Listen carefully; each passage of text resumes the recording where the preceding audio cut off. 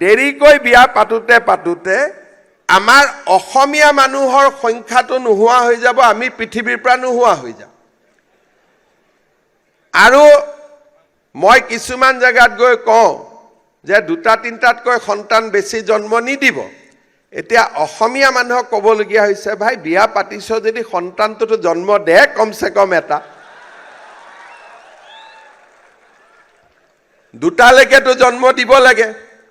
নাই দাদা বৰ দিগদাৰ লাগে, ভয় লাগে, কি কৰোঁ, ল'ৰাটো জন্ম হ'লে কেনেকৈ খুৱাম, সেই ইমান চিন্তা কৰি থাকিলেতো নহ'ব। আমাৰ অসমীয়া মানুহৰ সঁচ থাকিব লাগিবনে নাই 20 বছৰ পিছত, 50 বছৰ পিছত। সেইকাৰণে যিসকলে বিয়া পাতা নাই, এবছৰত বিয়া পাতি বিয়াৰ চিঠি মোক পঠাব লাগে, ঠিক আছে? আৰু যোনে এবছৰ দুবছৰ বিয়া পাতি চৰকাৰী চাকৰি নাই বুলি সন্তান জন্ম দিয়া নাই, তেওঁলোকে ইমিডিয়েটলি সন্তান জন্ম দিব লাগে।